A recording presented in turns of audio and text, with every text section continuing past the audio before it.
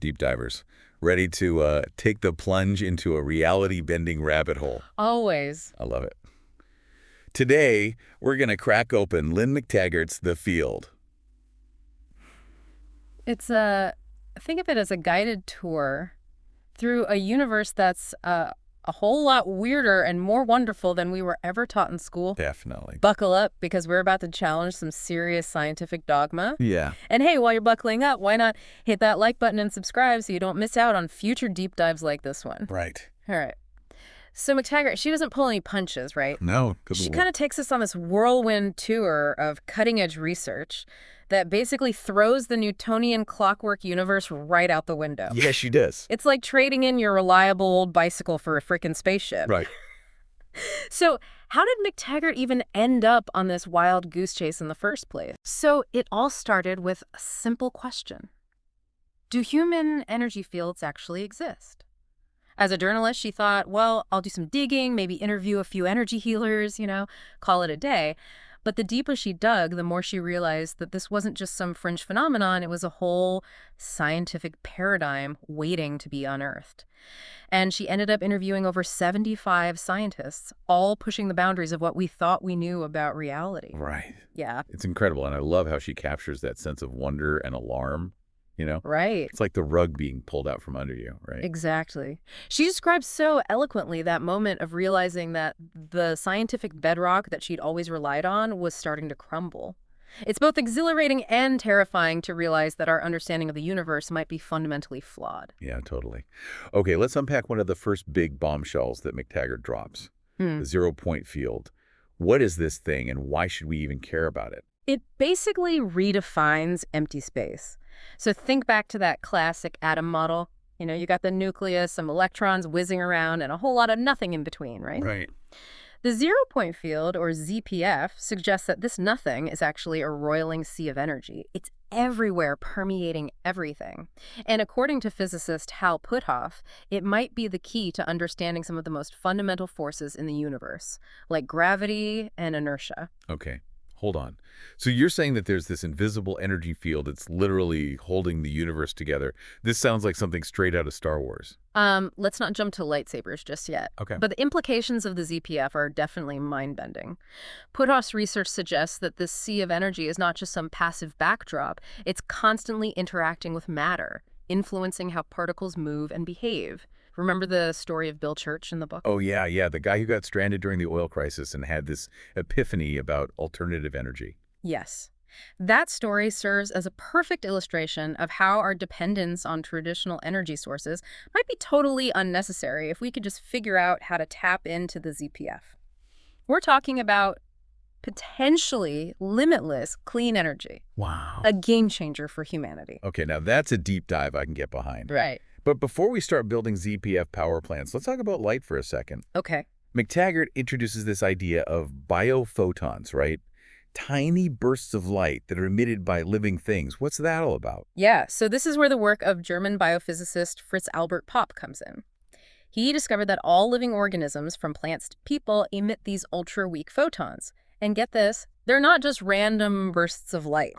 In healthy cells, these biophotons are coherent, meaning they're all vibrating in sync like a perfectly tuned orchestra.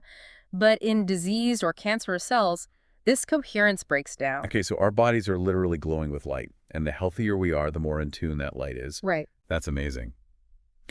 But you mentioned earlier that Popp faced some serious pushback from the scientific community. What was that about? Well, imagine trying to convince a room full of physicists who believe in a purely material world that light plays a fundamental role in biological processes. It's a tough sell. Yeah.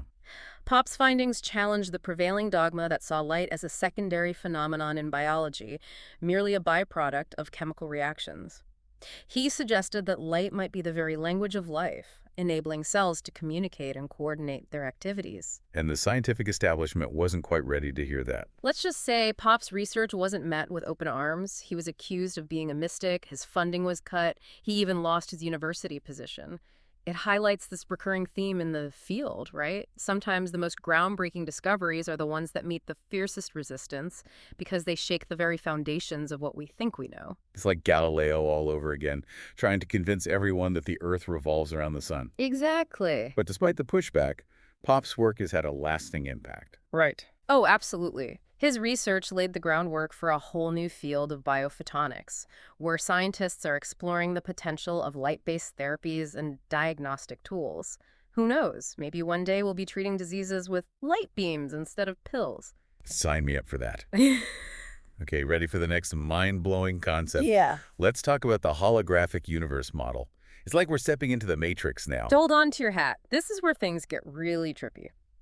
Neuroscientist Carl Pribram, drawing inspiration from holographic technology, proposed that our brains might actually function like holograms, interpreting the universe as a vast interference pattern of energy. Wait, so you're saying that our reality, everything we see and experience, is just a projection of some kind of cosmic hologram? Not exactly a projection, but more like a decoding process. Okay. The holographic model suggests that information isn't localized in specific parts of the brain, but rather distributed throughout the entire system. Wow. It's like a hologram where each piece contains information about the whole image. So instead of thinking of the brain as a hard drive storing files, we should imagine it as a receiver, constantly interpreting and translating information from this universal field of energy. That's a great way to put it. Wow. And what's fascinating is that this model isn't just some philosophical thought experiment. It's actually supported by scientific evidence.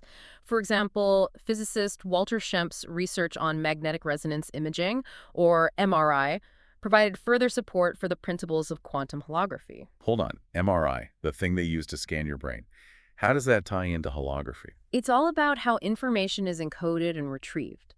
Schempf realized that the way MRI technology encodes and decodes information about the body's tissues is strikingly similar to the principles of holography. Okay. It's all about interpreting patterns of interference. His work added another layer of credibility to the holographic universe model, suggesting that it's not just a metaphor, but a potentially accurate description of how reality operates at its most fundamental level.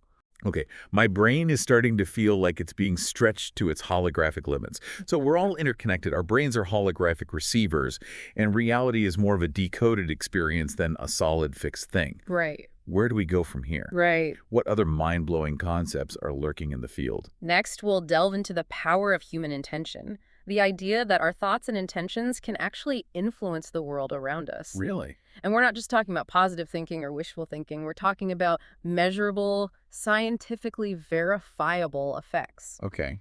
Get ready to explore the world of random event generators, psychokinesis, and the mind-bending research of Helmut Schmidt. Okay, I'm ready. All right, welcome back, deep divers. Last time we were grappling with the mind-bending implications of the holographic universe model. But what if our brains aren't just these like passive receivers of information? Yeah. What if they can actively influence this universal energy field? That's where the concept of human intention comes in, and it's where things get really, really interesting. Okay, color me intrigued. We're talking about the power of the mind to, like, shape reality. Isn't that getting into some pretty woo-woo territory? Well, it might sound like something out of a sci-fi movie, but McTaggart presents some pretty compelling evidence to back it up.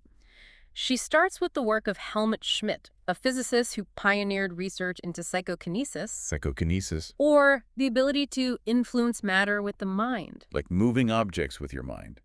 Is this where we start bending spoons? Not quite that dramatic, but the principles are similar. Schmidt used something called random event generators, or REGs, for his experiments.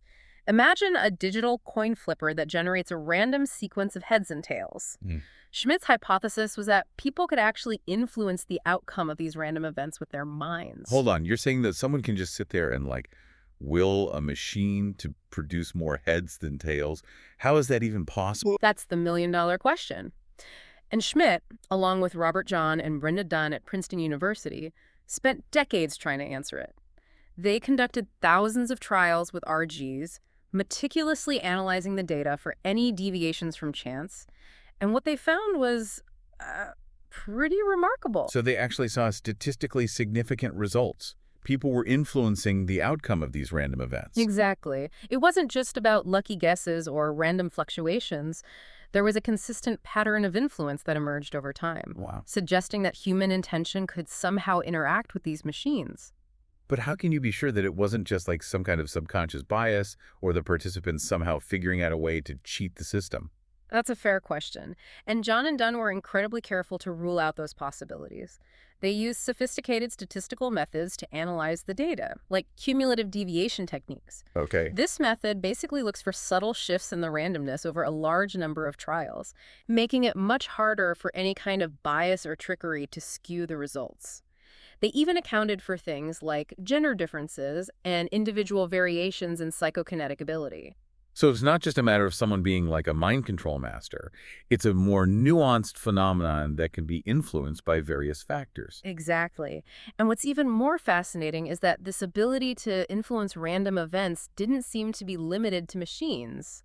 William Broad, another researcher featured in the field, explored the concept of remote influence. Remote influence. The idea that we can influence the biological systems of other living beings, even from a distance.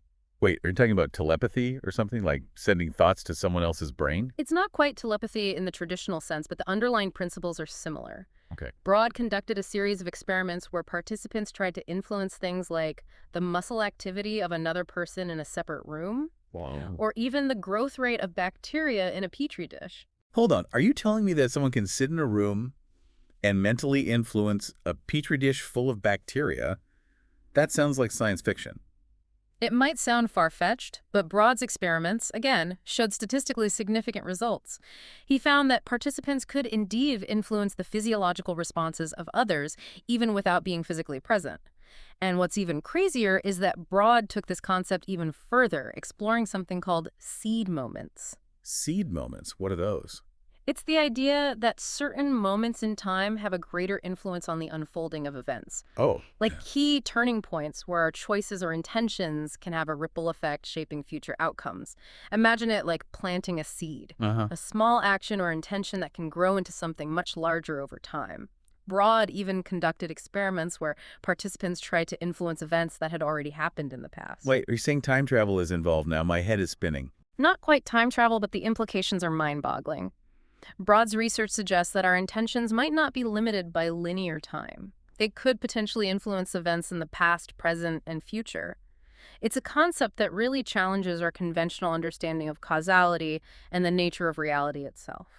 Okay, so if our thoughts and intentions can have this kind of impact, what about healing? Right. Can we actually use our minds to heal ourselves or others? That's where the work of Elizabeth Targ comes in.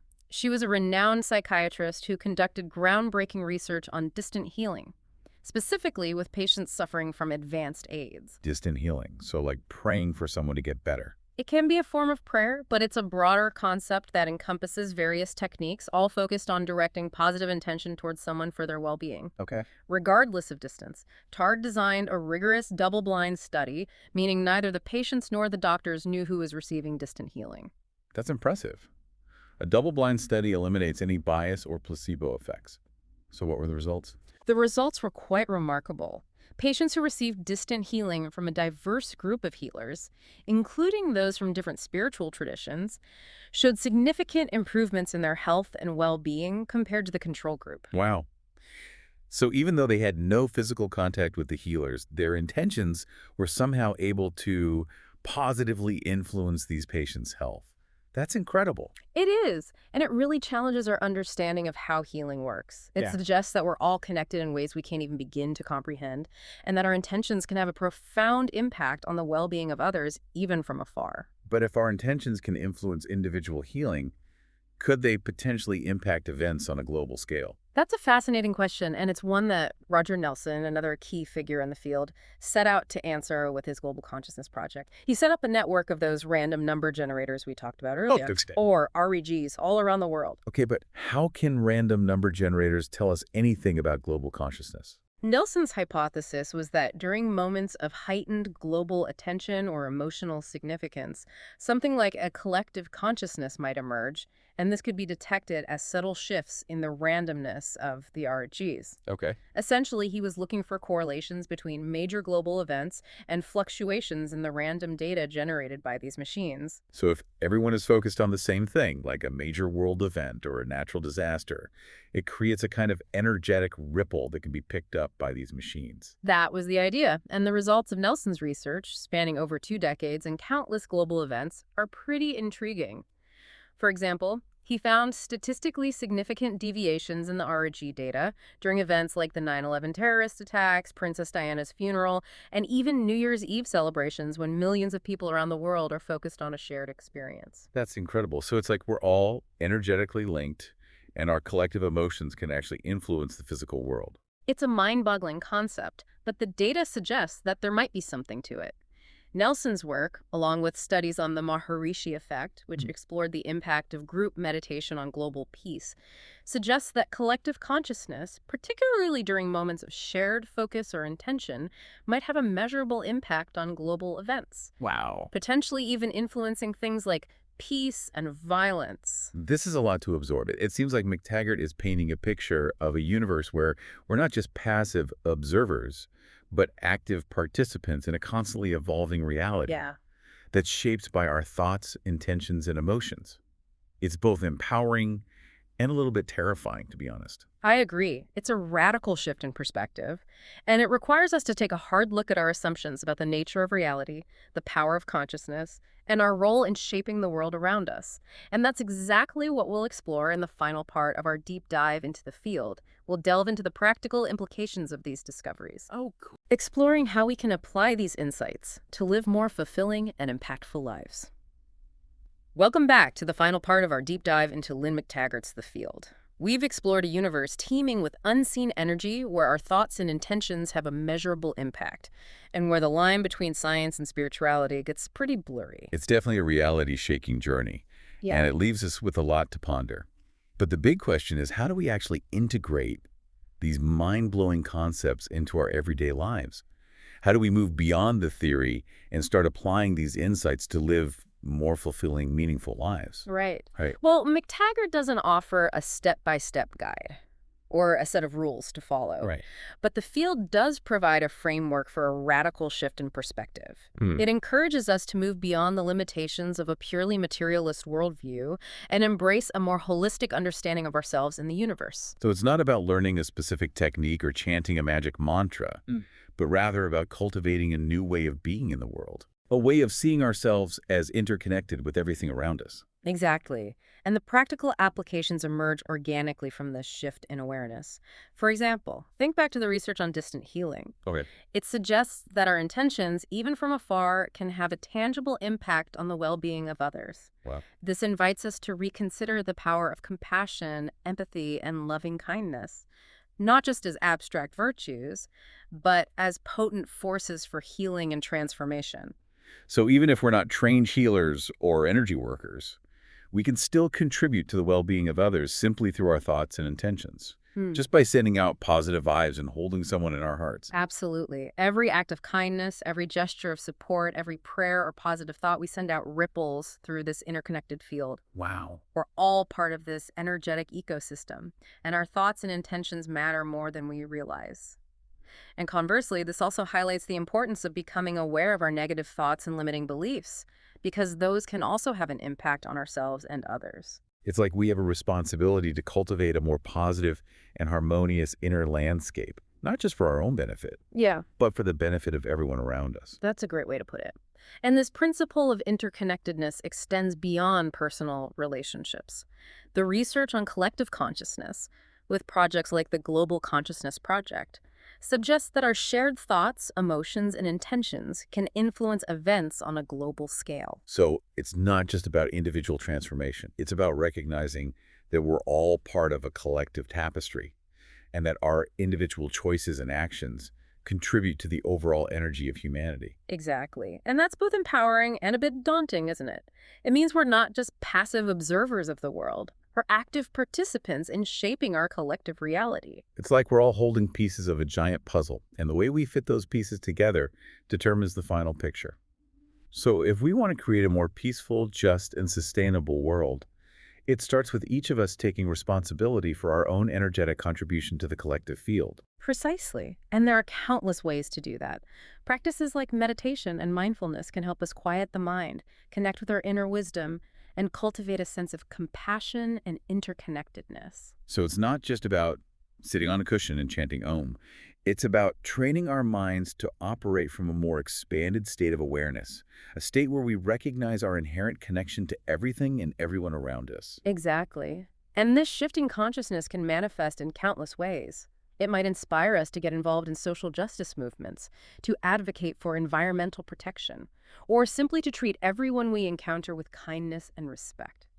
It's about aligning our actions with our highest intentions and recognizing that even small acts of love and compassion can have a ripple effect. It's like we're all tuning forks, and when we vibrate at a higher frequency of love, compassion, and understanding, we can help raise the collective vibration of humanity. That's a beautiful image.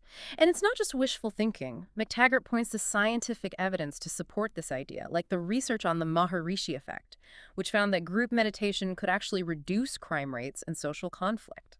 So it's not about trying to force everyone to think like us or conform to our beliefs. It's about creating a more coherent and harmonious field of energy that can benefit everyone, Right. regardless of their individual perspective. Exactly. It's about leading by example, embodying the qualities we want to see in the world, and trusting that the ripple effects will spread outward. It's a powerful message of hope and possibility, especially in a world that often feels fragmented and divided.